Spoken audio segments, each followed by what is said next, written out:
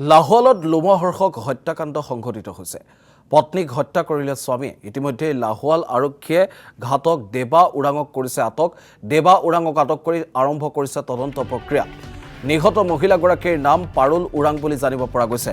আমি পুনৰবাৰ উল্লেখ কৰিছোঁ এই খবৰ। লাহোৱালত লোমহৰ্ষক হত্যাকাণ্ড সংঘটিত হৈছে। পত্নীক হত্যা কৰিলে স্বামীয়ে।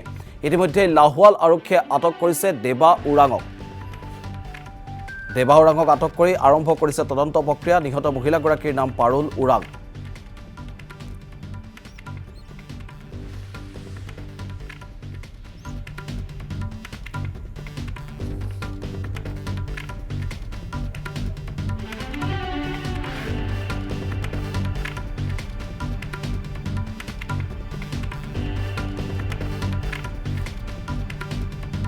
পুনৰবাৰ উল্লেখ কৰিব বিচাৰিছোঁ এই খবৰ। এক লোমহৰ্ষক হত্যাকাণ্ডই কঁপাই গ'ল সমগ্ৰ লাহোৱাল। কিয়নো উল্লেখ কৰিব লাগিব, পত্নীক হত্যা কৰিলে এইবাৰ স্বামীয়ে। ইতিমধ্যে লাহোৱাল আৰক্ষীয়ে আটক কৰিছে ঘাতক দেবা ওৰাঙক। দেবা ওৰাঙক আটক কৰি আৰম্ভ কৰিছে তদন্ত প্ৰক্ৰিয়া। নিহত মহিলাগৰাকীৰ নাম পাৰুল ওৰাং বুলি জানিব পৰা গৈছে।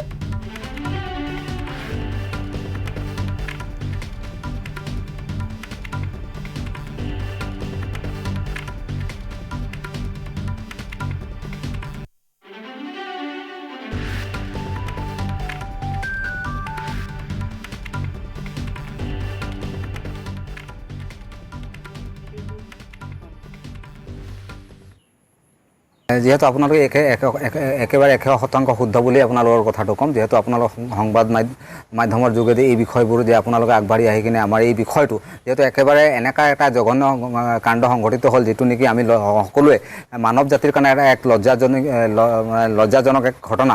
যেহেতু লাহোৱাল থানাৰ একেবাৰে সমীপত এই মটক চাহ বাগিচাৰ নিউ গৰাবাগান লাইনত যোৱা নিশা দেবাৰু ওৰাঙে তেখেতৰ নিজ পত্নী পাৰুল ওৰাঙক মাৰি মৰিয়াই তেখেতক হত্যা কৰা বিষয়টো আমি পুৱা ভাগতে জানিব পাৰি লাহোৱাল থানাৰ আৰক্ষী বিষয়াক আমি বিষয়টো অৱগত কৰোঁ।